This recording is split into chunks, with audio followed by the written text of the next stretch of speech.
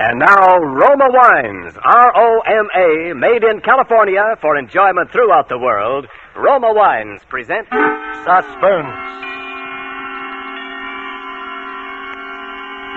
Tonight, Roma Wines bring you Miss Judy Garland, that starred in a suspense play produced, edited, and directed for Roma Wines by William Spear. Suspense, radio's outstanding theater of thrills, is presented for your enjoyment by Roma Wines. That's R-O-M-A, Roma Wines. Those excellent California wines that can add so much pleasantness to the way you live, to your happiness in entertaining guests, to your enjoyment of everyday meals. Yes, right now, a glassful would be very pleasant as Roma Wines bring you Judy Garland in a remarkable tale of suspense.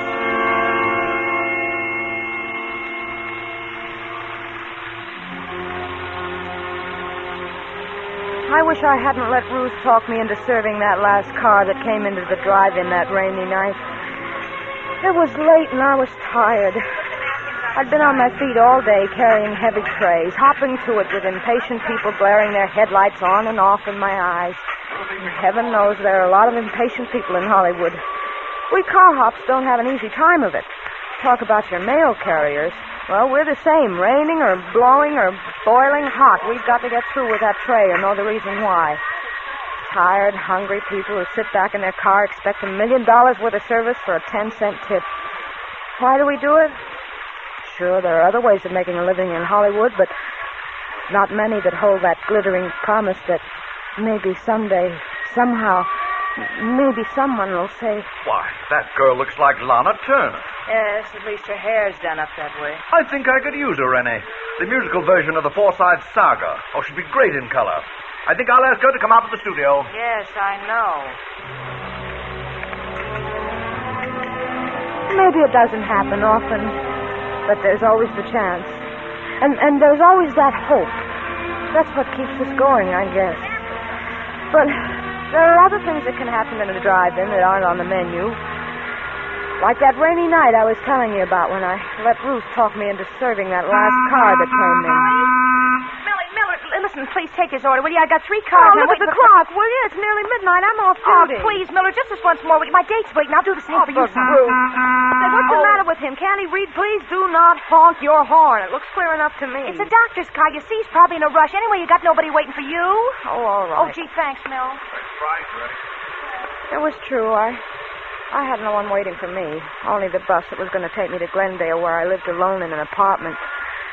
So I buttoned up my raincoat and took a menu over to the car. Good evening. Never mind the menu.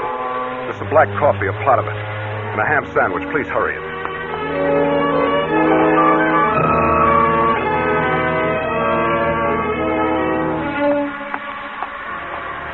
When I took his order over to the car, the window was rolled up a little too far, and it interfered with the tray, so I reached in to wind it down. When I touched the handle, it felt wet, kind of sticky, too, but I didn't think anything about it. I got the tray firmly set, and then I looked at my hand. It was as red as blood. I looked up quickly at him. Oh, I'm sorry. I'm Dr. Morgan. I just had an emergency in the car. Oh, an accident? Yes, Sunset and Vine. Quite a crash. I just happened by and I took one of them to the hospital. Oh, gee, that's a shame. Yes, it's too bad.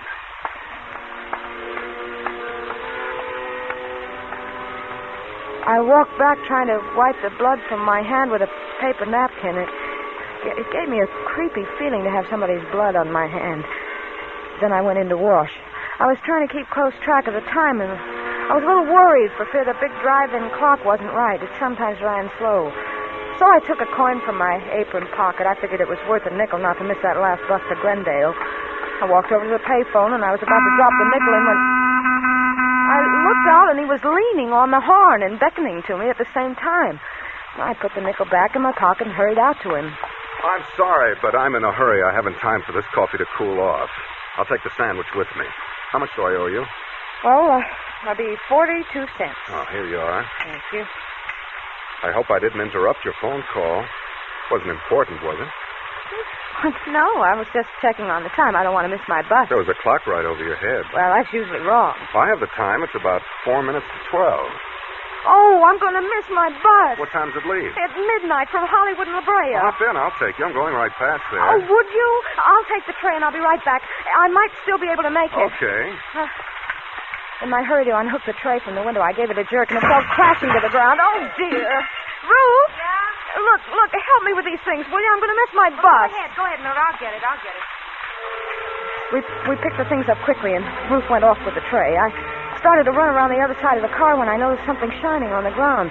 It was one of the shakers that had fallen from the tray. I picked it up and started toward the driveway. Why don't you just put that in your pocket? You can return it tomorrow. Come on, you're going to miss your bus. I put the shaker in my apron pocket, and I rushed over to the other side of the car. He opened the door for me, and I was just about to get in when I hesitated. I wasn't used to doing this kind of thing.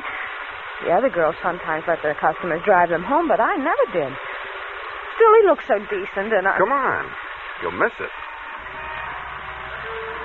Then he reached out as if to help me in, and I felt that he was really concerned about my missing the bus, because he seemed to pull me into the car. First thing I knew, I was sitting beside him. Then the door slammed, and we were driving off.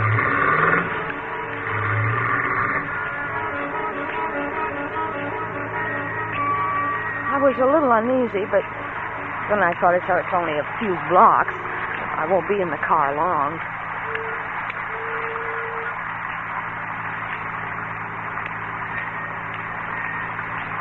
I suppose you're in a hurry because someone's waiting for you. No, I live alone, but I'd hate to walk back to Glendale in this rain. You won't have to walk. Well, this is very nice of you. I appreciate it. Not at all.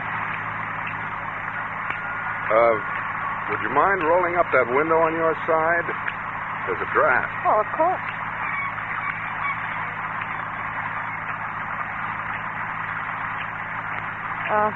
You can let me off at that corner over there. All right. Mm-hmm. Anywhere along here will be all right. This is fine. Right over there by the stop sign. Wait a minute, you're going through the stop signal. Am I? Yes, but I'll get off over there by the other one. My bus? You're turning the wrong way. Am I? Yes, this goes up to Laurel Canyon. Does it?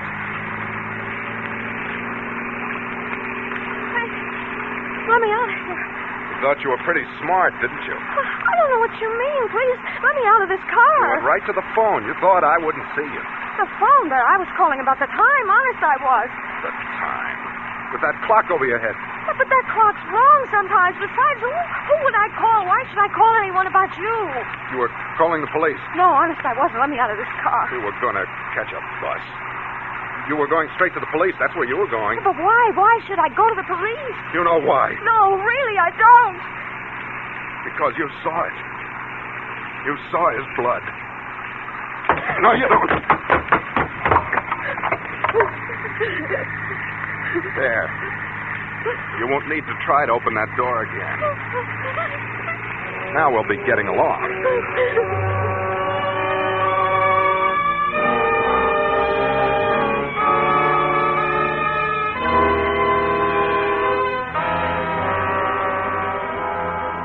For Suspense, Roma Wines are bringing you Judy Garland in Drive-In. Roma Wines' presentation tonight in radio's outstanding theater of thrills, Suspense.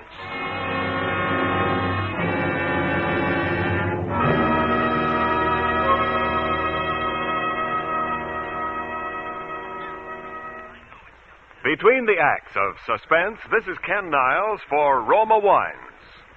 1 week from tonight, Thanksgiving dinner will be gone, but not forgotten. Not if your turkey shares the festive table with Grand Estate California wines. Before the feast, treat your guests to Grand Estate Medium Sherry, delicious with hors d'oeuvres. Let Grand Estate Burgundy or Sauterne bring out the full flavor of your holiday dinner. With dessert, enjoy Grand Estate Ruby Port or Golden Muscatel. Among the discriminating, Grand Estate wines are famed for brilliant clarity, full fragrance, and mellow taste. Unlimited bottling by Roma Vintners Each Grand Estate wine is born of choicest grapes, guided to glorious taste richness by Roma vintners' patient skill, necessary time, and America's finest winemaking resources. Enrich your Thanksgiving with Grand Estate wines, presented by Roma, America's greatest winemaker. Save at present low prices.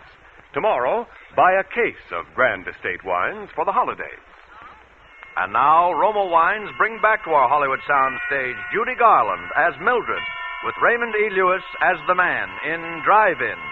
A tale well calculated to keep you in suspense.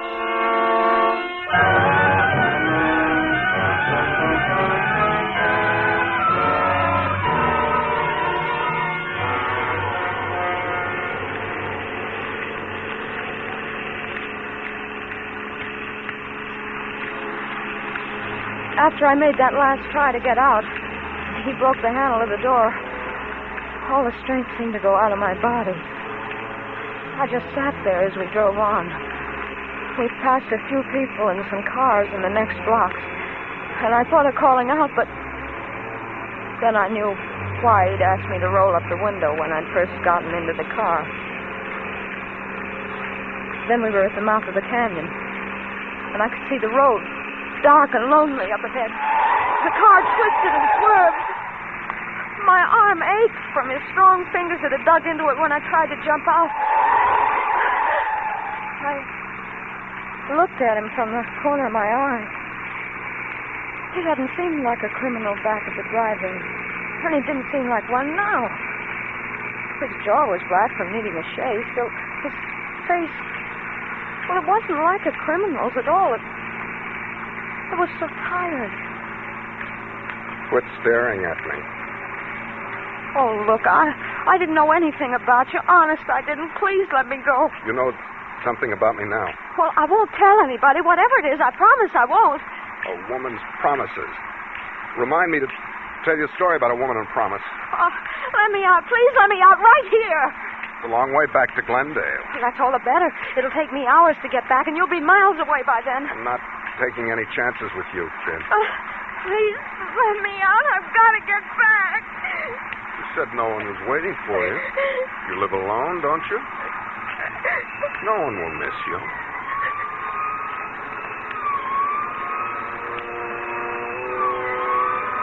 We both heard the siren then.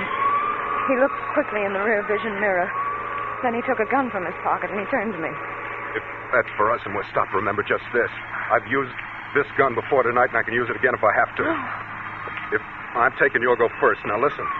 I'm a doctor and you're a nurse. We're headed for an emergency. If you want to live, you won't try to pull anything.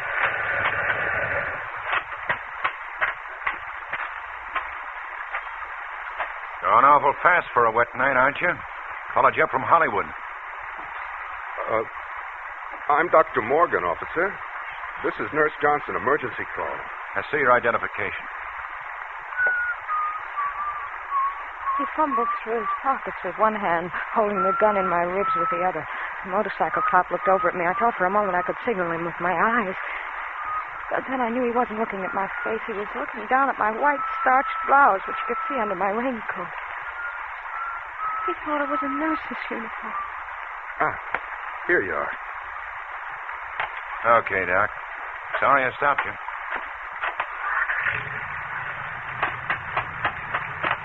Hey, just a minute. What's the matter?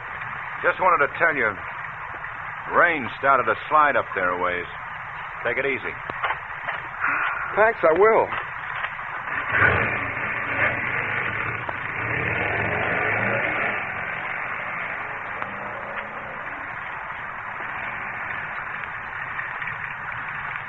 You're not Dr. Morgan, are you?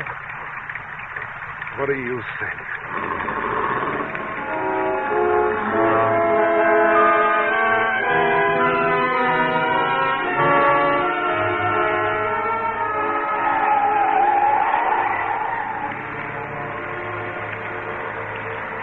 Then we came on the landslide. It wasn't a big one, but it had made a terrible mess of the road.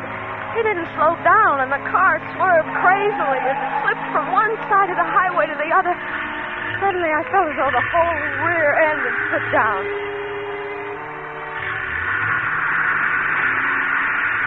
I looked over at him. He was tense. His muscles turned white as he clutched the wheel. He shoved the car into reverse. Oh, I hoped it had never moved. It didn't. We were stuck, hopelessly stuck. Of all the luck. Suddenly the car was filled with light. A car had come around the curve behind us. This might be by chance. Remember, I still have this gun. Don't try anything. Say, we're stuck here. Could you give us a push? We'll have some California hospitality, will you? I'll have to get out. I'll have to put something under the wheel. You stay here. Now, stay there. What did happen?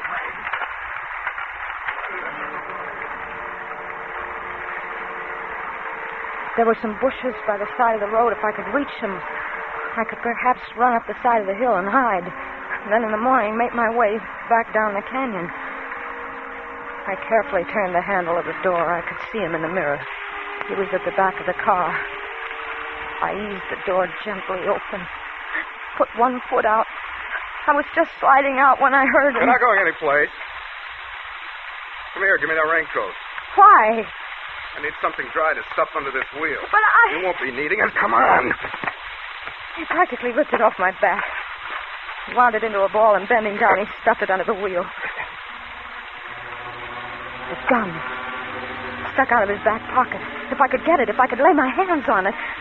I held my breath and reached out. It seemed so far, but I finally touched it. Then I snatched it from his pocket swiftly. Give me that gun. I'm going. You can't stop me now. Can't I? No. You stay right where you are. I won't hurt you. All I want to do is get home. I'm going, but if you follow me, You'll what? I'll kill you. I don't think you will. Yes, I will. You think I'm afraid? Aren't you? No. I don't care what happens to you. You're a murderer. You killed somebody. I thought you didn't know anything about me. I didn't, but I do now, and I'm going to tell the police. You stay where you are. No, don't. I'm not afraid. I'll shoot. Oh, too bad I used up all of those tonight. You could have filled me full of holes. Now, give me that gun and get in the car.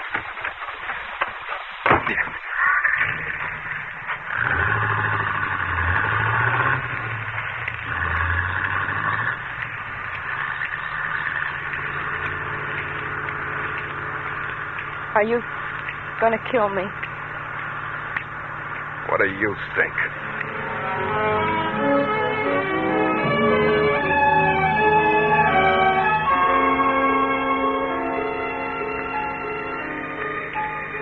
We were nearing the top of the canyon now.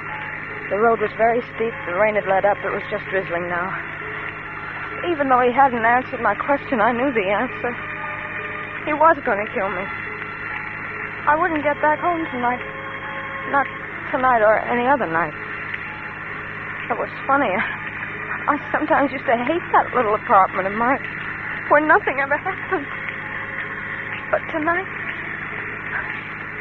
And then, for some strange reason, I thought about Ruth. What would she say tomorrow when I didn't show up at work? And I wondered where they'd find my body. Well, here we are.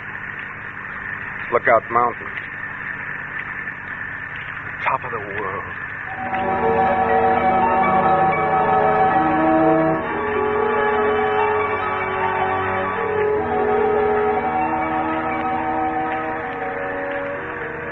Suddenly we came over the crest of the hill, and way down below the city stretched out for miles. Millions of lights glittering in the rain. For a moment I forgot everything. It was the most beautiful sight I'd ever seen. Ever been up here before? No. Nice, isn't it? Yes. I used to come up here with a girl once. We used to sit and talk for hours. Come on. We'll get a better view if we get out. I knew it was foolish to argue with him, so I followed him. But as he walked over towards the edge, I became frightened. It was such a steep drop. Well? Come on. I'm afraid to get so close to the edge. You won't fall. look. That's Los Angeles over there. That bright line of lights is Western Avenue. I went to school somewhere along in there. I used to get in all sorts of trouble at school, but I got by. I managed. Everyone said I'd grow out of it. Over that way towards the ocean, that's Westwood. That's where she lived. This girl I was telling you about. That was the best part of my life, I guess. That's when they said marriage and a wife would straighten me out. Marriage and a wife would straighten me out in Westwood, they said.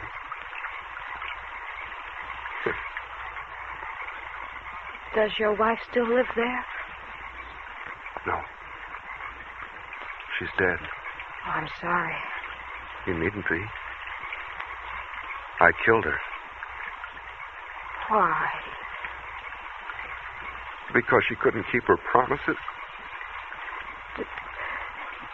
Did you kill her tonight? No. A long time ago. The jury said I was insane. But I think it was the sanest thing I ever did. They put me in an asylum. Do you know what it's like being locked up year after year when you know there's nothing wrong with you? No. No, I don't. It isn't good. You'd do anything to get out. Anything. Anything at all. I knew if I could keep him talking, maybe a car would come along. Maybe something would happen. It was my only chance. What are you thinking about? You killed someone else tonight, didn't you? Yes. Dr. Morgan? Yes. He was one of the men who thought I was insane. Why did you do it? I wanted his car to get away in. I didn't want to be locked up anymore. Oh, but they'll catch you. No. They won't find the doctor for several days. I saw to that. How can you be so sure? I do things thoroughly. What are you going to do now? First, I'm going to... And then I guess I'll go south. I knew what he meant by that pause. I started to back away slowly. I'd made a mistake by reminding him of the present. My hands went instinctively to my apron pocket for something to defend myself with. I knew there was a pencil there. It was sharp. Maybe I could scratch him or hurt him some way with it, but when I reached for it, I felt something else instead, something cold and hard. I was puzzled for a moment, and then I remembered. It was the shaker I'd picked up at the drive-in. Stand still. And then he started moving toward me. Me with only a pencil and a shaker to defend myself with. It's too bad I came into that drive-in tonight. Oh, why did you? Because I was hungry. Because I hadn't eaten for a long time. Weren't you afraid someone would see you? No alarm had gone up. How'd you know? I knew. If only you hadn't rolled that window down. Well, if you're sorry, why don't you let me go? It's too late. What's that? With a sudden movement, his arms were around me in a tight embrace. I started to scream, but suddenly his lips closed over mine. Pushing my head back roughly, he kissed me. I could scarcely breathe, and I felt the car's headlights on us like a spotlight. Just look at this view, will you? I'll have to do this in a picture sometime. Can't you see you're interrupting something? Come on, drive on, will you? Okay. And in all this rain, you'd think people would have some more sense.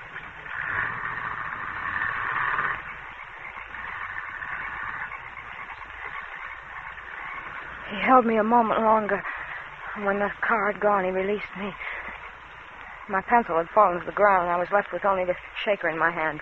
I fingered it nervously, and then I felt the top coming off. I felt the contents spilling in my hand. What have you got in your hand? Nothing. Give it to me. No. Give it to me. He grabbed my wrist. He pulled me toward him. We were moving to the edge of the cliff, but my other hand was free, and I threw the contents of the shaker into his face.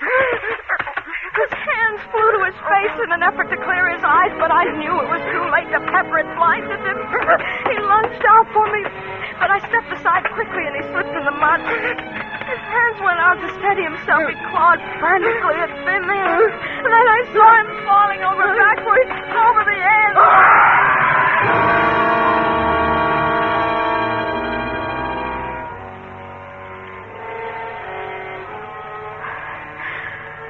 Then my strength gave way, and I felt myself sinking down to the ground.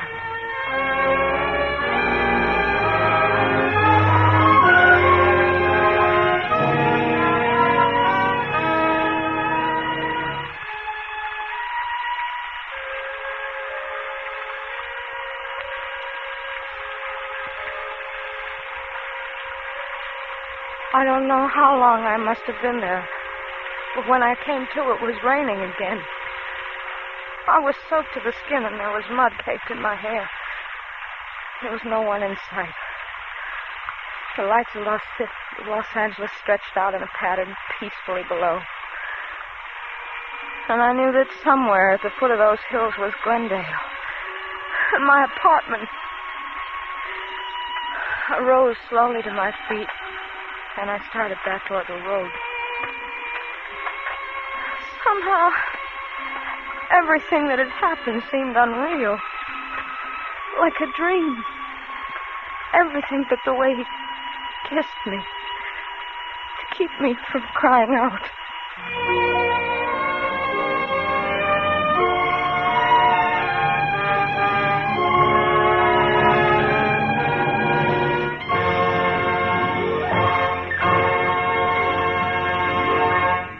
Suspense.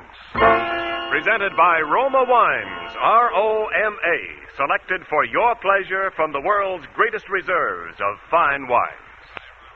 And now it's curtain call time for tonight's Suspense star, Judy Garland. Judy, you were grand. We hope you enjoyed your part tonight as much as we did your performance. Thank you, Ken. As a matter of fact, playing the part of a waitress tonight was a treat. I just pictured myself knee-deep in juicy steaks. Well, that reminds me, Judy, as a waitress, you deserve a tip. And here's the best tip I know. To make Thanksgiving dinner really outstanding, serve Grand Estate California Burgundy or Sauterne. For Grand Estate wines presented by Roma, America's greatest vintner, are the ultimate in wine excellence. Yes, the brilliant clarity, full fragrance, and mellow taste of Grand Estate wines please the most discriminating guests. Well, I know that my guests would agree with you. And, Judy, there's a reason Grand Estate Burgundy and Sauterne are distinctively better. Because for Grand Estate wines, Roma selects only the choicest grapes. Then the priceless skill of Roma master vintners, necessary time, and America's finest winemaking resources guide this choice grape treasure to rich taste luxury. So remember, when you serve Grand Estate wines, you serve the finest, the crowning achievement of vintner skill. Well, that's a real tip, Ken. And so you can follow it, Judy. Here, with Roma's compliments, is your gift basket of Grand Estate wine. Well, thank you. And while I'm giving out thanks, let me give a great big portion with love and kisses to my great and good friend Bill Spear for his magical direction, and to Raymond Lewis for playing the man so wonderfully. Well, thanks to you, Judy, and to Metro-Goldwyn-Mayer, producers of The Yearling, for their cooperation in making you available to us tonight. Next week, we'll have Chester Morris as star of Suspense. Oh, he's one of my favorite actors. I won't miss it. Good night. Tonight's Suspense play was written by Mel Donnelly and Muriel Roy Bolton. Next Thursday, same time, you will hear Chester Morris as star of Suspense. Presented by the Roma Wine Company of Fresno, California.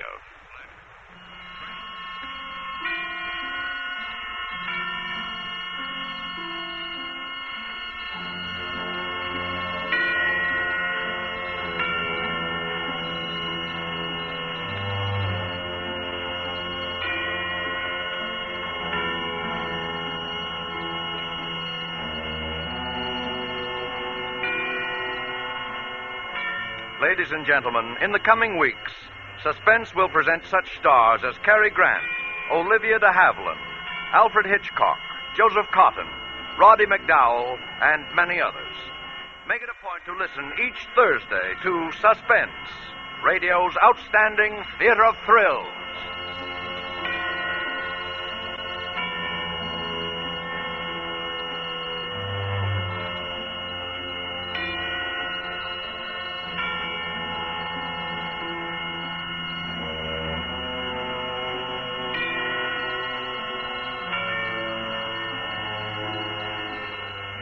Suspense is broadcast from coast to coast and to our men and women overseas by shortwave and through the worldwide facilities of the Armed Forces Radio Service.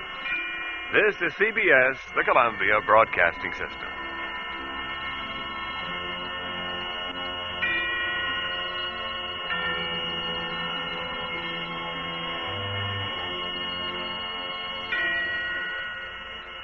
Yes, Roma wines taste better because only Roma selects from the world's greatest wine reserves for your pleasure.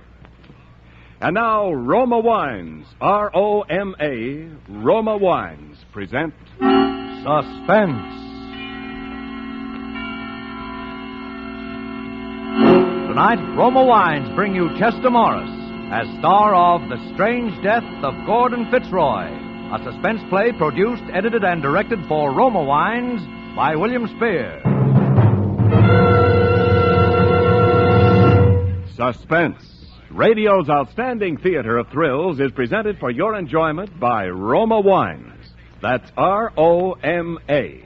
Roma Wines. Those better-tasting California wines enjoyed by more Americans than any other wine. For friendly entertaining, for delightful dining. Yes, right now, a glassful would be very pleasant as Roma Wines bring you Chester Morris in a remarkable tale of Suspense.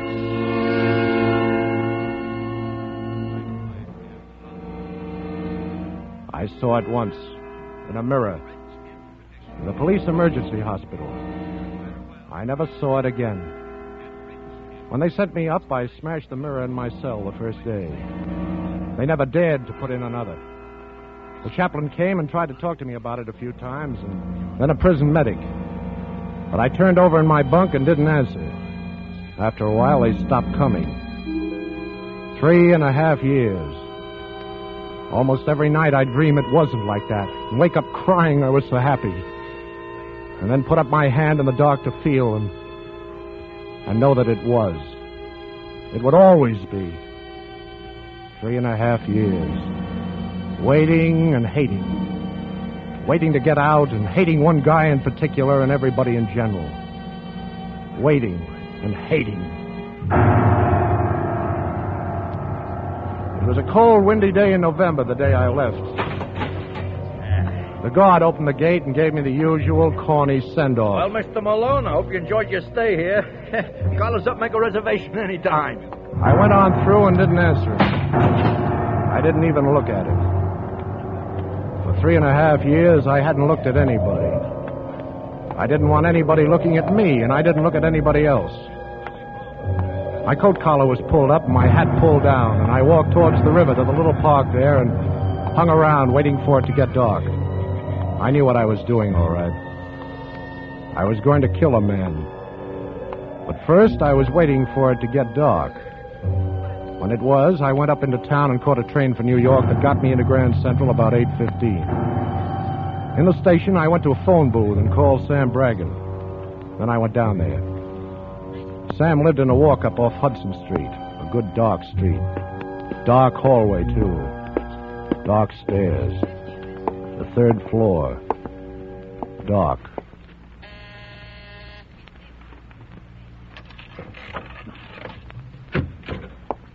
Who is it? Hello, Sam. Johnny.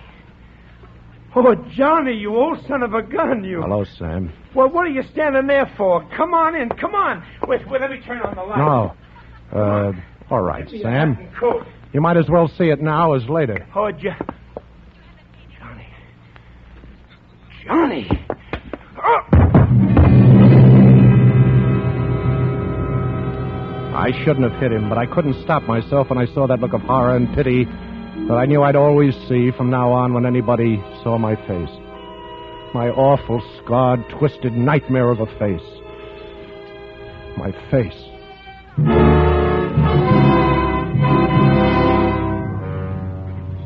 I closed the door and got Sam into the front room and onto the couch. And then I got the phone and called Fran's old number because I couldn't stop myself from that either. Hello?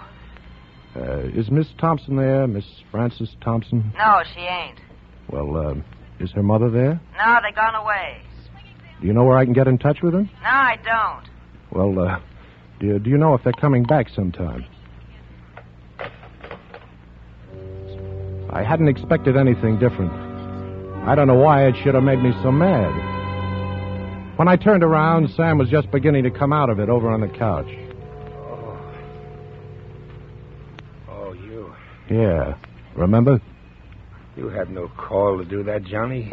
I know. I'm sorry. You ought to be. I said I'm sorry. I guess I've been so long where I wanted to and couldn't that I took out the whole 3.5 years on the first guy I could. I'm sorry. Yeah, I'm sorry too, Johnny. You want to talk about it? Turn out the lights, Sam. Sure. Okay. Thanks. Where's Fran? Fran? You remember Fran? Oh, yeah. You and her. Well, where is she? Gee, Johnny, I don't know. Don't kid me. She's with Gordy Fitzroy, isn't she? Isn't she? I swear, Johnny, I swear I don't know what Fran's been doing. I ain't heard nothing of Fran for a couple of years. All right, I'll find out. Didn't she come to see you up there? Yeah, at first she did. But I didn't see her. They got lights on you when you see people up there, Sam. I only want to see Fran in the dark. Yeah, sure. Where's Gordy Fitzroy? I don't know, Johnny. He's still around, isn't he? Oh, sure. I hear he's got another place uptown. Yeah, I bet.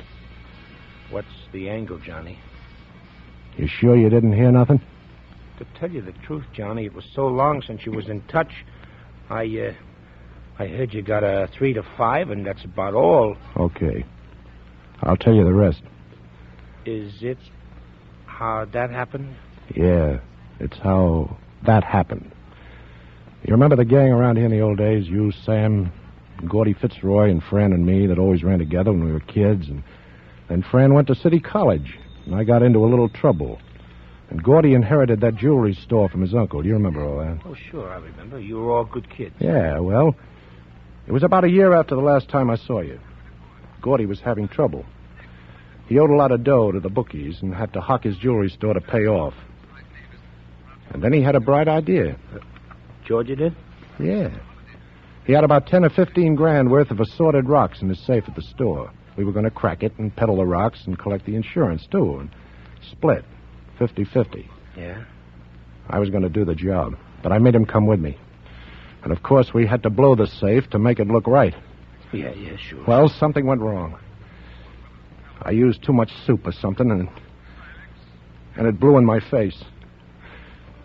In my face. Oh, so that's how. Yeah. Only that wasn't all. When I came out of it, Gordy was still there, but he'd ratted on me to save his own skin. There were cops all over the place, and Gordy was telling them how he'd caught me in the act of blowing his safe and knocked me cold or something. And the cops couldn't make up their minds between patting him on the back and kicking me in the belly. We're doing plenty of both. Oh, he was quite a little hero there, Gordy was. Gee, Johnny. He did that? He did better than that. He even testified at my trial. Even Fran believed him, I guess. She said she didn't, but I don't know. So I got 3 to 5, and lucky at that. I was all bandages then. I didn't know how bad it really was till after the trial. And then they took him off. I only saw it once, Sam. I never dared look at it again. Gee. What are you going to do, Johnny? What do you think? Yeah, but look, that's bad, Johnny. Why, they'd pin it on you before you got off at the subway. Mm-hmm. Not the way I'm going to do it. You got a way to do it? Yeah. I got a way.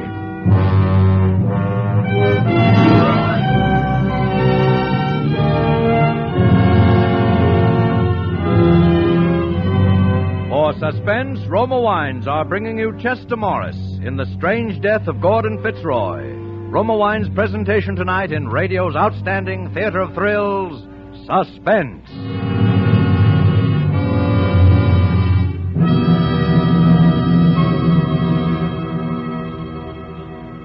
Between the acts of Suspense, this is Ken Niles for Roma Wines.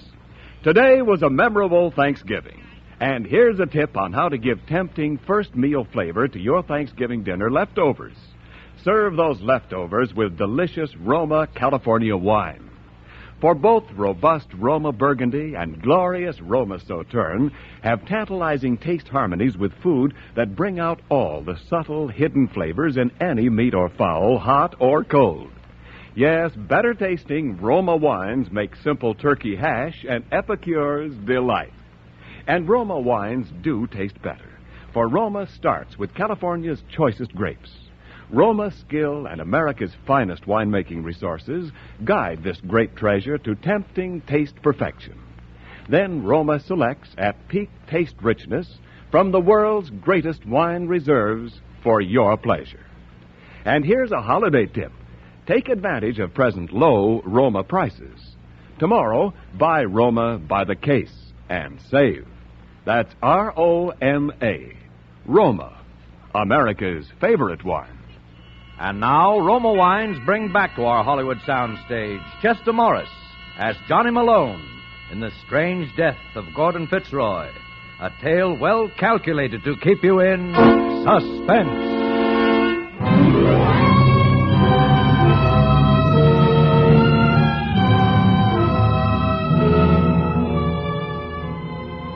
Sam was always a good G. He let me shack up there, and he helped me out. He found out where Gordy Fitzroy lived, alone in a little house on Long Island, and how he always caught the same train that got him out there about 10:30 every night. He made the contact with the guy that was going to fix me up the package, too. It was about a week later that I went around to collect it. It was a little basement watch repair shop off Avenue C. At least, that was the guy's front.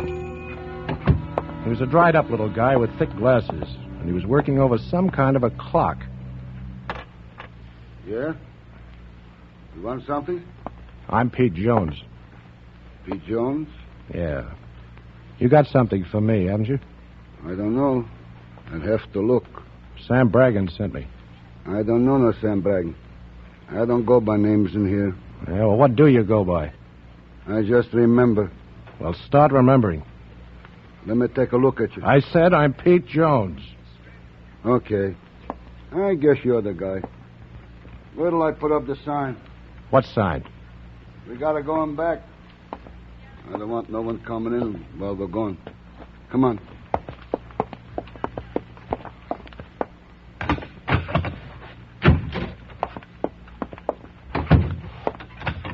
Where is it? You're looking at it. That suitcase. Well, open it up. I want to see it. That suitcase ain't made to be opened up no more, bud. Okay, how do you work it? You see the slide and that snap lock? Yeah? You push it just once. When you do that, it's time to blow in 3 hours. What'll it do? Like the atom bomb, bud. Like the atom bomb. Listen, you ain't mixed up in any kind of politics, are you? Like that Christian Front gang or anything? No. Because I don't do that kind of work. It's dangerous. This is strictly business. Personal. Okay. You know what this job is going to cost you? 1 C was what I was told. No. 2 C's. Is that the way you always do business? Materials are going up. Well, I'll give you 1.5 and a working over. Now, what'll it be? I'll take the 1.5. 3 hours, you said. Yeah, 3 hours. Now, here's your dough. And this thing better work right. If it don't give satisfaction, wise guy, bring it back.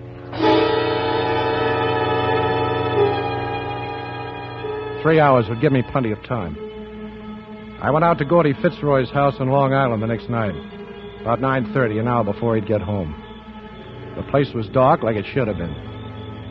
I went around back where there was a kitchen window. I jimmied it and stepped inside with my suitcase full of trouble.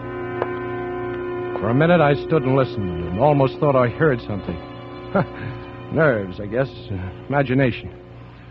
Upstairs, under his bed, would be the best place. But first, I wanted to set it. I put my flash on the slide lock and pushed it like the guy had said. But it wouldn't move. I tried again, and it moved the wrong way. It must have got pushed by mistake earlier sometime, and then... I heard the buzzing sound it was making.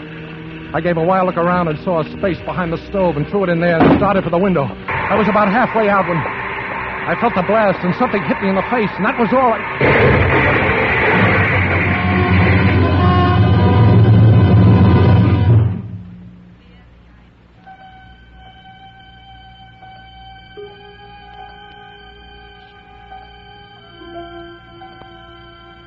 It was funny, but I came to sitting in a chair. Just sitting there, in a room I'd never seen before.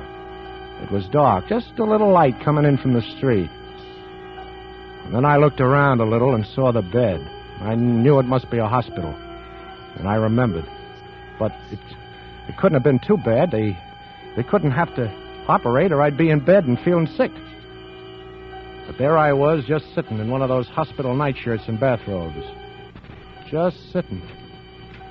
And then the door opened. A doctor and a nurse. Psychic trauma shock. We just have to keep trying, that's all.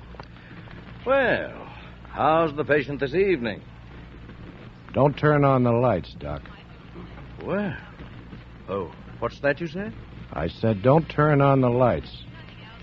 I like it better in the dark. How did you know I was your doctor? I guessed. You are, aren't you? Why, yes. How am I? You seem to be fine now. The bulls outside? The who? Coppers, police. Oh, the police. They were here, but they're not around anymore. You got tired, huh? Yes, I guess they did. Thanks for telling me. Well, it's nice to see you feeling so well. I'll drop by in the morning. We'll have a long talk. Oh, yeah, sure, in the morning.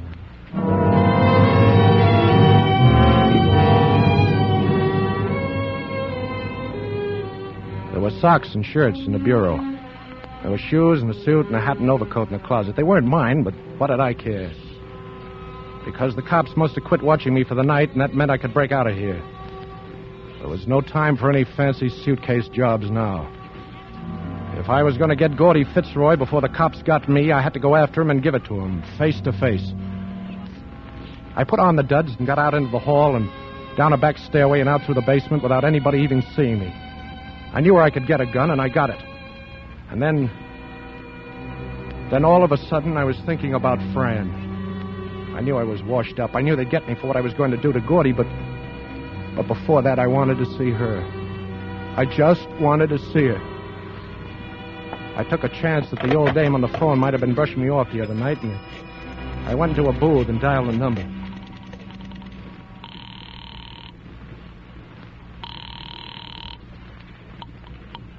Hello? Fran? Yes? Who's this? Fran, it's Johnny. Johnny Malone. Johnny! Oh, Johnny! Yeah, me too. Are you... Out? Yeah. Fran, I want to see you. I want to see you the worst way, but... But what, Johnny? Did you know what happened? Yes, Johnny, I know. No, I mean all of it. How bad it was? Yes, Warden told me. He even showed me pictures. He did? Didn't you get my letters? Yeah, I got them. But I tore them up. Why? Because I didn't want to know what was in them, maybe. Because I didn't want to even think about you after what happened. And then they stopped coming. Well, I joined the Red Cross. I've been away for 2 years. Oh. You sure you want to see me, Fran? Of course I do. Listen, Johnny, I'll meet you now at Jack's, the old place. No, it's too bright there, Fran. Too much light. Oh, all right, where? Down on your corner, Hudson Street. 10 minutes. All right, Johnny. I'll be there.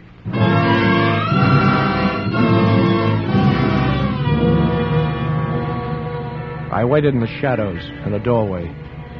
My heart seemed to be going crazy, and I could hardly breathe. I forgot all about Gordy Fitzroy and what I was going to do. I didn't even care anymore. Maybe something could be worked out. Maybe Fran and I could somehow... And then I heard her coming down the street. I looked. It was her, all right. I was scared now. I just waited where I was, trying to get my breath. She got to the corner and looked around. And then she stood there for a minute under the street light. And I walked up and went up behind her. I laid my hand on her arm, that's all. Just laid my hand on her arm. And she whirled around and looked at me. Full in the face. Get away. Get away from me. Get away. Get away. Get away. I ran.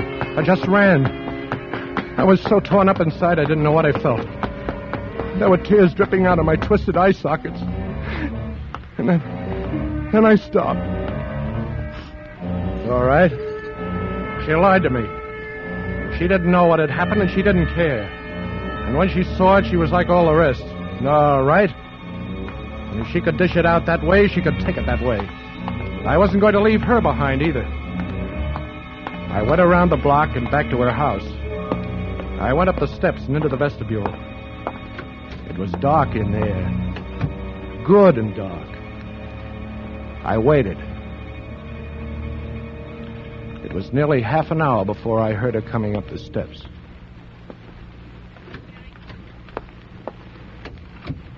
Hello, friend. Johnny. Oh, Johnny, why are you hiding here in the dark? Why did you do it? I waited and waited, and you never even showed up, and I was... Cut it out. You had your chance, friend. And now it's this.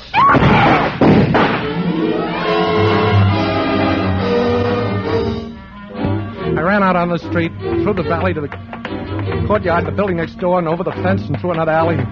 I was on the next street. There was a cab coming, and I hailed him. Where to, mister? Just drive uptown. I'll tell you where later. Okay. The next on the list was Gordon Fitzroy. There was no use calling the house on Long Island. I know I'd blown that sky high. But I had to find him before morning. I tried to think. There must be somebody who'd know where he was. Staying in town now, probably. A cabbie. Sure, one of the cabbies up around where his store was ought to know. I tapped on the glass behind the driver. He slid it back without looking around. You know where you want to go now? Listen, is there a cab stand up around 53rd and Lex? There sure is. Well, that's where I want to go. Okay, you're taking me right home. Yeah? That's your stand? Sure. I just happened to get a fare down here tonight. Well, then maybe you're just the guy I want to talk to. Me? About what? There's a jewelry store up around there named Fitzroy's. Yeah, that's right. Gordon Fitzroy. Yeah, an old pal of mine. You know him? Yeah, I've drove him a few times. You don't know where I can get hold of him, do you? I mean, where he's living now? No, I don't, bud. Tell you the truth, I ain't seen him around lately. I think his partner runs the business mostly now. Oh, he's got a partner, huh? Oh, yeah. Know his name? Let me see now. It's right on a store there. Begins with a Z. Zellman. That's it, Zellman. First name Fred, I think. Well, you can stop right here. I want to make a phone call. Wait for me. Okay.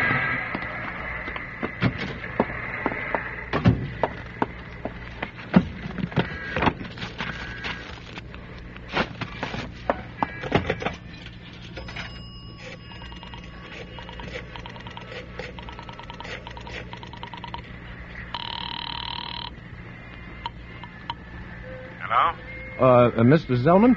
Yeah? Well, I'm sorry to bother you this time of night, Mr. Zellman, but I'm an old pal of Gordon Fitzroy. I've been trying to find him, but his house in Long Island doesn't answer. Yeah, guess it doesn't. Could you tell me where he is? Why, he's had an accident.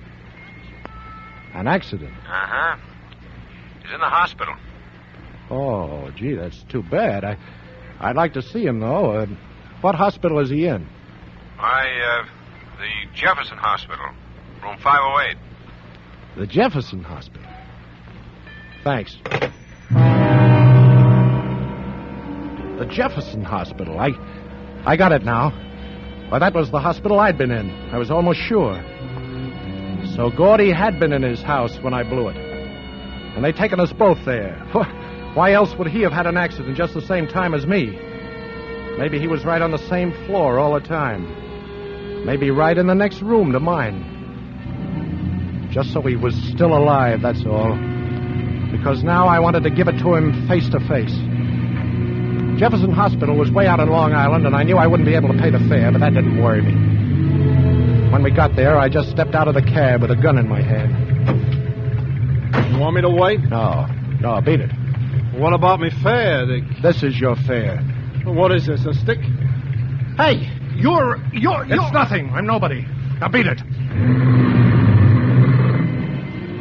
It's the same place, all right. I got in through the basement just like I'd got out. I went up the same stairs. I remembered now, 5 flights. The same floor. Only this time there was an old dame, a nurse, sitting there at the desk. I had my gun out and down at my side before I even spoke to her. Well, where did you come from? I want to see the guy in 508. I'm sorry, but visiting hours... I know all about that. Take me to 508. You wouldn't. Yes, I would, sister. Now get moving. We went down the hall. At 508, she stopped. But I poked her with a rod. Oh, please don't. She opened the door ahead of me. It was a room just like mine, but it was dark. Just a little street light coming in the window. Oh, please don't. I made her move inside. And then I slugged her. I looked around. I couldn't see much yet, but the bed was empty. I moved on into the room, and then I saw him, standing in a door. But somebody must have tipped him off. He was dressed. He had a gun in his hand. I fired, but nothing happened. It was glass. Somebody had snapped on the lights. I whirled around, looking for him, and then I saw him. But in a mirror. It was me. Me with his face. His face.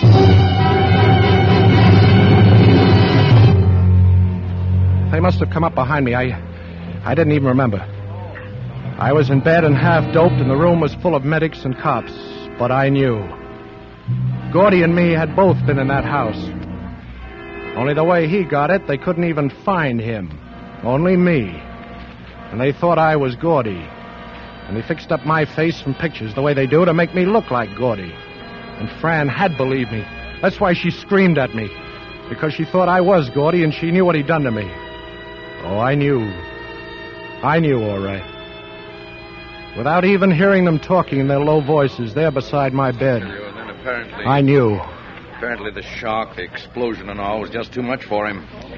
Yes, he was here for 21 months while we rebuilt his face. And you know, he never spoke a word until today. Well, he's due for another shock now. He's wanted for murder. I never even told them who I really was. What was the use?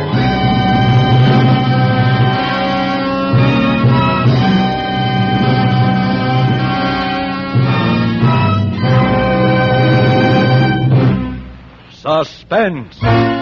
Presented by Roma Wines, R-O-M-A, Roma, America's favorite wines. This is Ken Niles bringing back to our Suspense microphone the star of the evening, Chester Morris. Tell me, Chester, after so convincing a performance as a first-rate heel, don't you find it difficult to resume being the really nice guy we know you are? Oh, not at all, Ken. You know, I just whisper abracadabra, and the villain in me disappears. Well, I might have known, since you're one of Hollywood's most accomplished amateur magicians. Thank you. Would you make me disappear if I asked, how's tricks? Oh, now, Ken, I'd like to, but I don't know any tricks that good. Well, Chester, here's a trick you ought to know. What's that? It's a trick in taste magic, and the only props you need are glasses and delicious Roma California sherry. Then, when guests drop in, you simply pour, and presto, hospitality reigns. Well, that's a trick anyone can master, Ken, with Roma sherry. Right, Chester, for Roma sherry is the keynote of gracious entertaining, the popular first call for dinner. That's because Roma sherry is better tasting. In fact, all Roma wines taste better, because Roma starts with choicest grapes, skillfully and unhurriedly guiding this grape treasure with America's finest winemaking resources to tempting taste perfection. Then, at the moment of peak taste richness, Roma selects from the world's greatest wine reserves for your pleasure. No wonder more Americans enjoy Roma than any other wine. Well, you're right, Ken. No wonder. And Chester, so you may practice this taste magic at home and delight your guests, here from Roma is a gift basket of Roma wine. Well, thank you, Ken, and thanks to Roma. And now, before I return to my top hats and rabbits, Ken, who will I be hearing on Suspense this time next week? You'll be hearing Robert Taylor. Next week is sort of anniversary show for us. Roma will be beginning its 4th year of presenting Suspense. It was Cary Grant who was our first star, and each year on our anniversary, Cary has appeared. This year, however, he'll be away from town. We'll present him later. Next week, it'll be Bob Taylor. Wonderful. And what kind of a story will Bob do, Ken? Well, it'll be a suspense play that involves him in a Christmas story with some of the eeriest and most inexplicable twists imaginable. It'll take all the magician in you to explain it away. Well, I'll certainly be listening. Chester Morris will soon be seen in the Columbia picture Inside Story. Tonight's suspense play was written by Bruce Cassidy and Robert L. Richards. Next Thursday, same time, you will hear Mr. Robert Taylor as star of Suspense. Produced and directed by William Spear for the Roma Wine Company of Fresno, California. This is CBS, the Columbia Broadcasting System.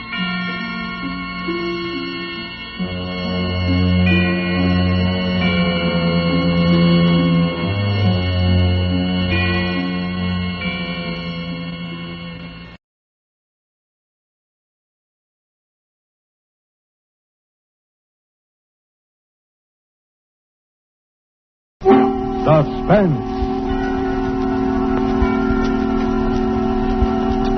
Tonight, Roma Wines bring you Robert Taylor in The House in Cypress Canyon, a suspense play produced, edited, and directed for Roma Wines by William Spear. Suspense, radio's outstanding theater of thrills, is presented for your enjoyment by Roma Wines. That's R-O-M-A, Roma Wines. Those better-tasting California wines enjoyed by more Americans than any other wine. Yes, right now, a glassful would be very pleasant, as Roma Wines bring you Robert Taylor in a remarkable tale of suspense.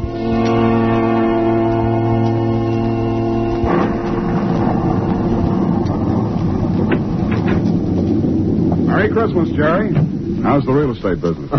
Kind of early with your greeting, aren't you, Sam? Well, I got to get them in sometime. I may not see you again until next Christmas. If this real estate racket gets any crazy, I'll be dead by next Christmas. I'm glad you could get up here, though, Sam. What's on your mind, Jerry?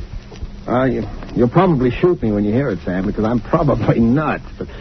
But doggone it, you're a detective and you're my pal, and I just had to tell somebody. Oh, you sound like it's serious. That's just it. I don't know what it is, Sam, but... Now, listen, you know we're agents for a group of houses up in Cypress Canyon. Mm-hmm. Those places that were started before the war never got finished. Oh, yeah. All they got in were the foundations, just concrete and a couple of beams. Well, they've been finished now. In fact, I'm putting up for rent on the last of them today. Well, what do you want? Police protection from the mob? Listen, Sam, this house that I'm talking about, it's got a number now, 2256. But before, when the men went back to work on it about 3 months ago, well, they just started when the foreman on the job brought me a shoebox that he'd found up on a beam. And this box had what do you call it, a manuscript in it, a story kind of, all written out. Yeah. Well, he gave me the thing. I read it. I didn't think much about it. I put it in my desk. But the other day, and I happened to drive by there, I saw the number on the house and what the house looked like. I thought of this manuscript. Well, I don't like it. That's all. There's something funny about it. What's funny about it? Well, mind you, this thing was found in an unfinished house in Cypress Canyon. House was only just started building. All right. Well, listen, Sam, I want to read it to you if you got the time, and you'll see what I mean. All right, shoot. Now, here's how it begins. To whom it may concern, my reasons for setting down on paper what follows here will be abundantly clear. Will be abundantly clear to anyone into whose possession it may fall. First, let me say that I'm a very ordinary person. My name is James A. Woods. I'm 35 years old. By profession, a chemical engineer. My wife, Ellen, was a school teacher when I met and married her in Indiana 7 years ago. There's nothing in the past life of either one of us to suggest remotely any cause or reason for the dreadful thing that has invaded our lives. Our married life has been in no way different from that of millions of other average, reasonably happy, and congenial families. 3 months ago, I was ordered by my firm to take charge of a rather minor project in Los Angeles, Hollywood to be exact. The order was a sudden one. There'd been no time to secure accommodations, and conditions being what they are, the inevitable result was that until day before yesterday, we'd been living in the cramped quarters of one of those characteristic California motels. Needless to say, most of our spare time had been devoted to a search for something more permanent and comfortable, but the fruits of these efforts had been, financially and in every other way, a geometrical progression of discouragement. Until last Saturday afternoon, only 4 days before Christmas. We were driving into town on our way to a movie when Ellen saw it. Jim, look.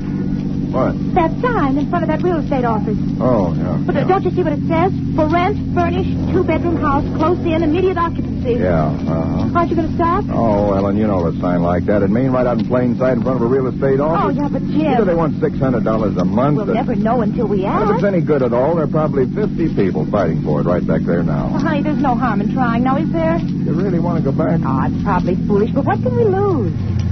Okay. Oh, darling, come on, cheer up. How do you know? Maybe our luck's changed. Maybe fate's going to give us a nice new house for a Christmas present.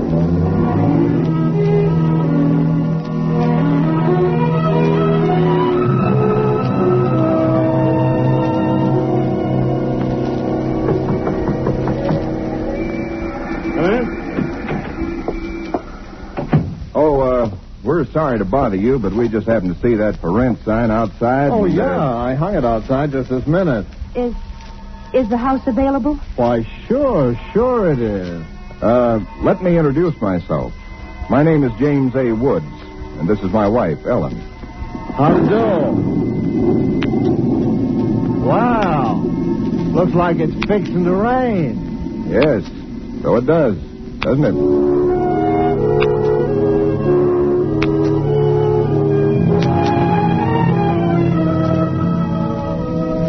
Well, it was one of those things. The real estate agent had just been authorized to rent the place by mail that morning, and he'd hardly had time to look at it himself and put up his sign when we drove up. It was just an ordinary little California house about halfway up Cypress Canyon, number 2256. Just an ordinary, undistinguished little house. The agent didn't know much about it. Construction on it had been stopped by the war, and it had just been completed and furnished lately. Been vacant while somebody's estate was being settled, and now it was owned by a bank in Sacramento. Of course, we didn't got care the about key it. in the mail along with the authorization to rent.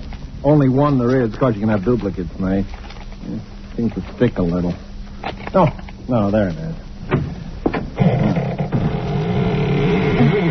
It doesn't sound as though that door had ever been opened. Well, a little oil on the hinges will fix that all right. Oh, sure.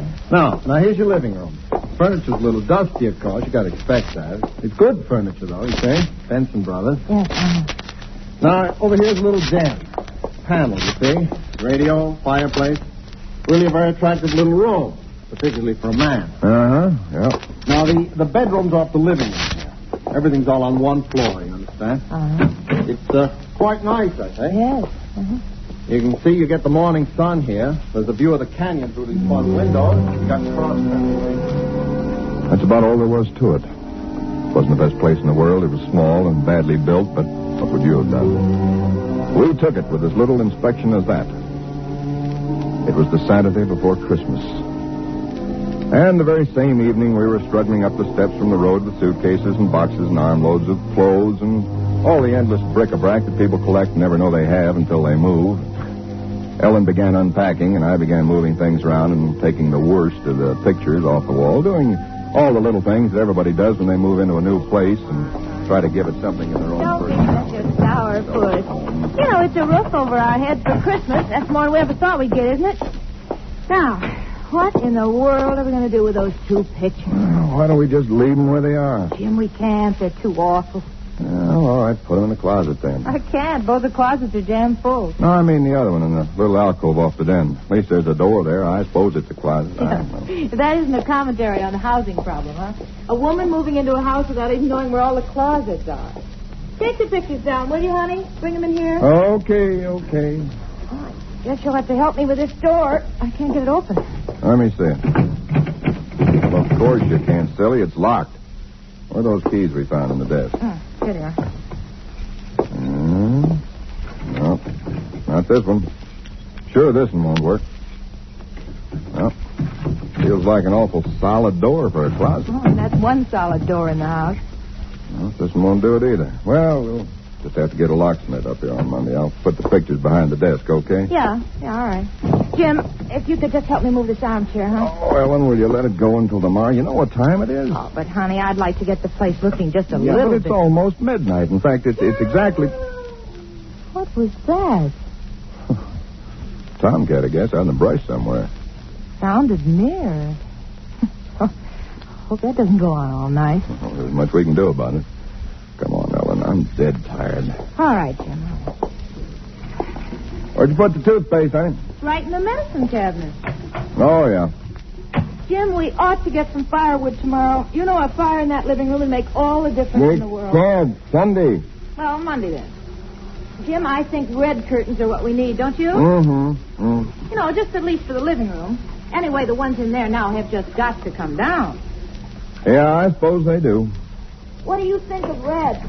Well, I guess it's all... Jim. It's some tomcat. Jim, it sounded in the house. Oh, now, how could it be in the house, Ellen? We've been over every inch of the house. Except that closet. Now, how could a cat or anything else be in the closet that's been locked up for over a year? I don't know. Probably under the house. A wildcat or mountain lion or something. I hear they have them in California. Jim, I don't like Well, it. neither do I like it, but there's nothing we can do about it tonight. Oh, maybe we ought to call somebody, the police or some don't neighbor. be silly, Ellen. You act like a kid. Come on, let's go to bed, huh? Oh, all right. I suppose it is silly. Jimmy, did you lock the door? Yeah. Can I turn out the lights now? Yeah. All right. Good night, Ellen. Sleep tight. Good night, Jim.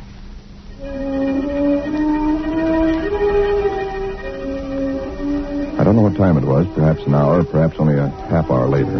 My mind was in that hazy borderland between sleep and a dream that's still part of consciousness. Then I was awake. Ellen, are you all right? Yes. Did you nightmare or something? No. I heard it, too. Well, that didn't sound like any cat. Put on the light. Yeah. It seemed to be out there, Jim, in the house somewhere. I'm going to look into this. Jim, you be careful. Come on. Where's my shotgun? In the den, I think. Jim. What? There's something wet. What? Wet? Running from under the closet door. Dickie. Ellen, don't touch it. I had to. Jim, it's blood.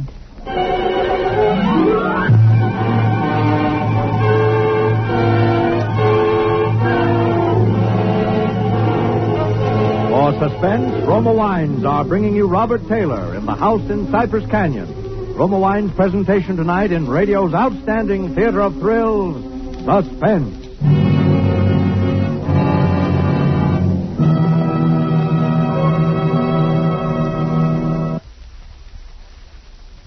And now, Roma Wines bring back to our Hollywood soundstage Robert Taylor as James A. Woods, with Kathy Lewis as his wife Ellen, in The House in Cypress Canyon. A tale well calculated to keep you in suspense.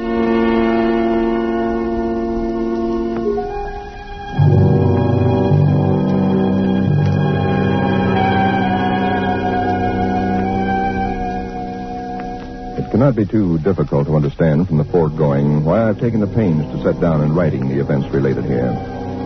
To find in one's newly rented house a closet which cannot be opened is in itself certainly no great cause for alarm. But to be awakened in the stillness of the night by unearthly cries within that house, to find oozing from under that closet door something that is unquestionably blood, that's another matter. Perhaps others might have been braver than we. Suffice it only to say that we got out of the house in something very close to a panic, and only returned when we had the moral support of two stalwart Los Angeles policemen. You just moved in here, you say? That's right, officer. You can see we're still unpacking. And the place has been empty right along before that? Yeah, I don't know much about that part of it. You could check all that with the real estate agent, though. Well, where is this closet? Oh, it's right in here, officer. And the blood is... Where? Where's the blood? Jim? Officer, I swear to you, there was blood on the floor less than an hour ago. I saw it. Uh-huh. It was running out from under that door. We heard that noise, and we got up, and then we saw it. The door was locked. Locked, huh? Oh, no. Well, it seems to be all right now. Hey, You folks aren't trying to be funny, are you? Isn't there anything in it? No, ma'am, there is not. Look, officer, we're reputable people. You can call my firm. They'll tell you all about me. There's nothing wrong with this closet. Walls are solid. No trapdoors. If you think I'm lying... I didn't say that, mister. Oh, you probably did hear some sort of noise and you got a little panicky. What about the blood? It got on my hand. Isn't there now, is it? Yes. Where? I feel it. Now, you folks just take it easy. You're liable to hear all kinds of noises up in these canyons at night. You're from the east, you say? Yeah. I'm sorry, officer. Ah, that's all right. If you have any real trouble, call on us anytime. All right. Well, good night. Good night. Good night. Hey, you ought to have this door fixed. That's enough to scare you. Yeah, we're going to have it fixed.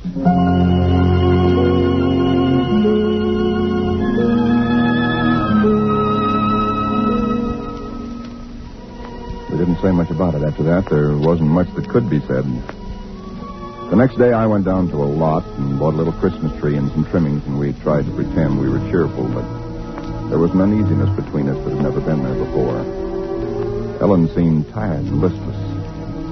Several times during the day I noticed her washing her hands with a brush, scrubbing the one that had touched the blood. That night we each took a sleeping pill and went to bed.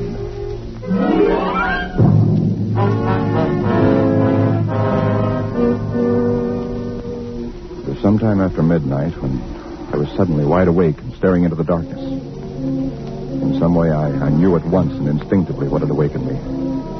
Ellen was not in her bed nor in the room. The nameless thing I feared gripped at my heart until I could scarcely breathe.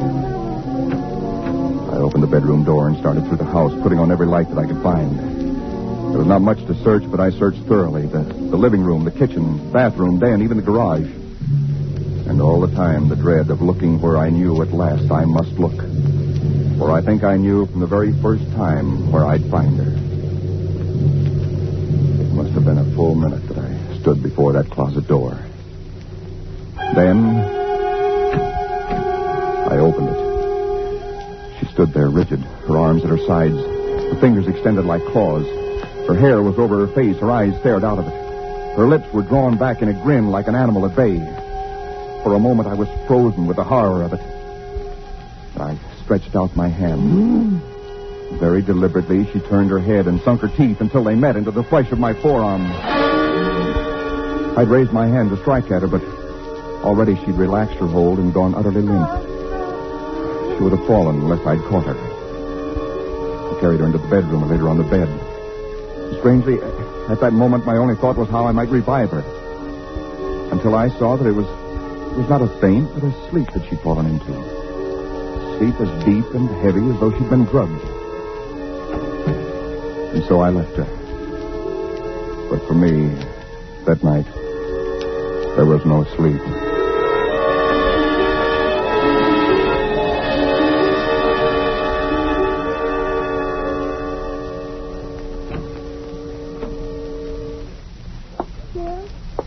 Yes, Ellen?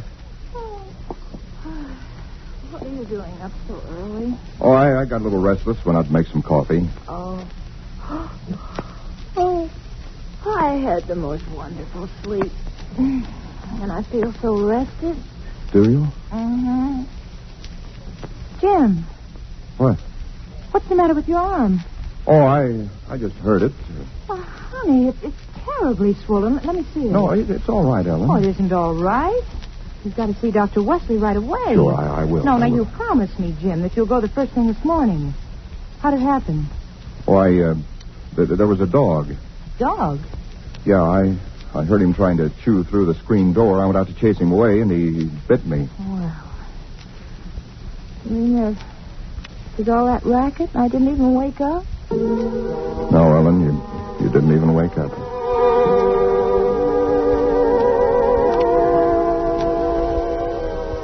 It was clear to me that Ellen knew nothing of what had transpired the night before. I went to my office that morning and made a pretense of going over routine business, if only to restore my mind to some semblance of calm by the sight and sound of common, familiar things. pain in my arm had become a persistent, dull throbbing. I made a late appointment with Dr. Wesley. He treated my arm with something of an arched eyebrow, and he said, Well, I've never seen anything quite like it before. That is, such a rapid onset of infection.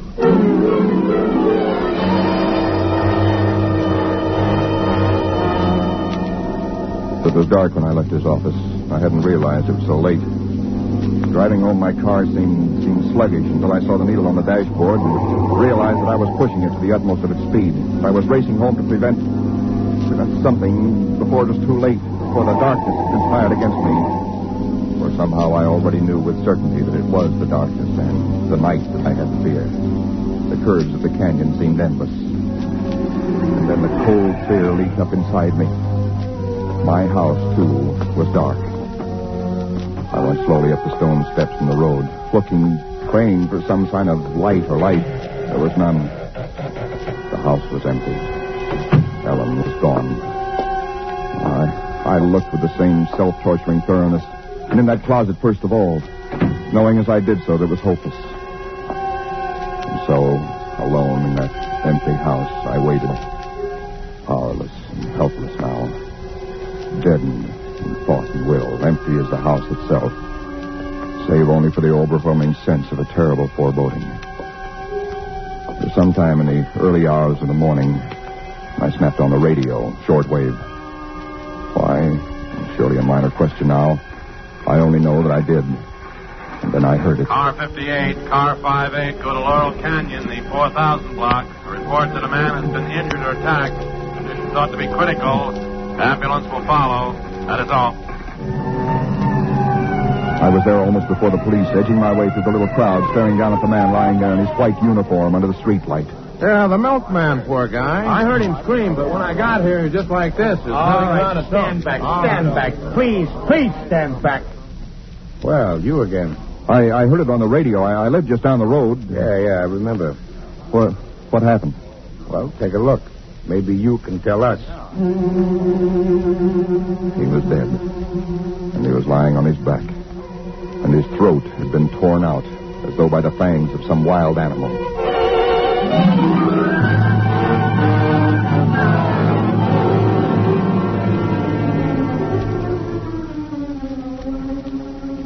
It is now Christmas Eve, or rather Christmas morning, for it's a little after midnight.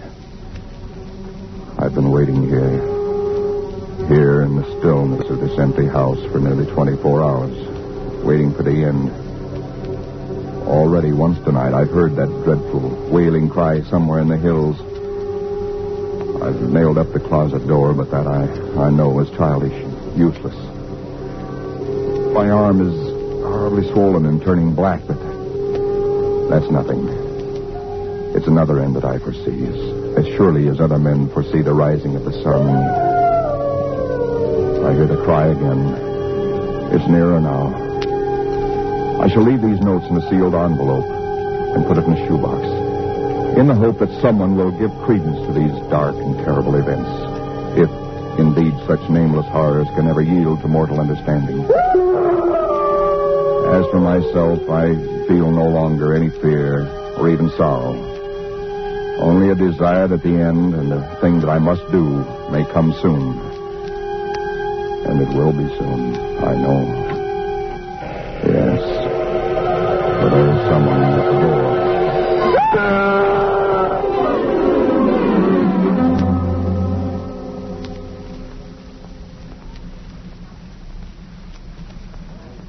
Someone at the door. Huh. What do you make of it, Sam? Quite a yarn. But what of it? That's what I thought. Now, listen, that's not quite all of it. Huh? Clip to it's a newspaper clipping. Listen. Hollywood, December the 26th. Police reported what was apparently a case of murder and suicide in Cypress Canyon sometime in the early hours of the morning. The victims were James A. Woods, a chemical engineer, and his wife, Ellen. Preliminary investigation indicates that Mrs. Woods was killed by the blast of a shotgun in the hands of her husband, who then turned the weapon upon himself. That she fought desperately for her life, however, was evidenced by the disorder of the room and the severe lacerations inflicted upon her husband about the neck and arm. This is the second tragedy to be reported in Cypress Canyon within 24 hours, the other being the unexplained death of Frank Polanski, a milkman. Well, no such murders or whatever they were ever occurred, if that's what's worrying. The clipping, well, they have those things printed up, you know. No, it's not that, Sam. That story was found in an unfinished house in Cypress Canyon. No number, no nothing, just a framework. Uh-huh.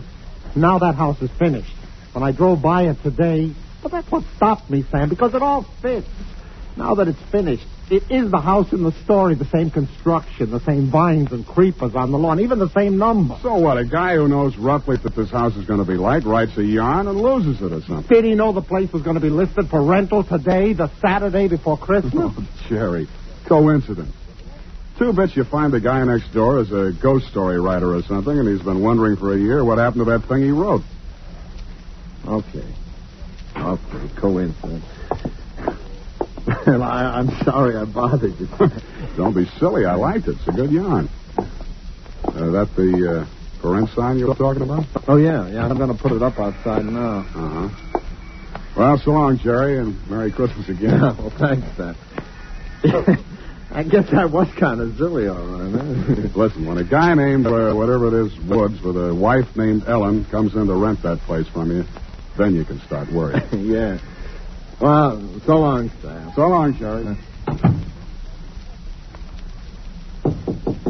Come in. Oh, we're sorry to bother you, but we just happened to see that for rent sign outside. Well, yeah, I hung it out just this minute. Is the house available? Oh, sure it is. Let me introduce myself. My name is James A. Woods, and this is my wife, Ellen. How do? Wow. Looks like it's fixing to... Yes, it does, doesn't it?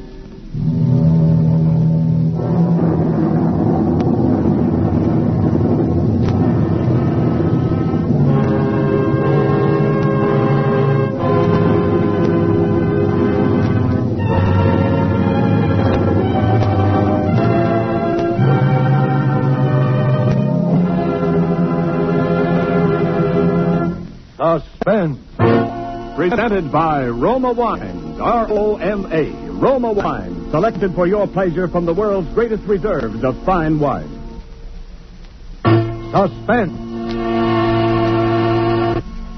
This is CBS, the Columbia Broadcasting System.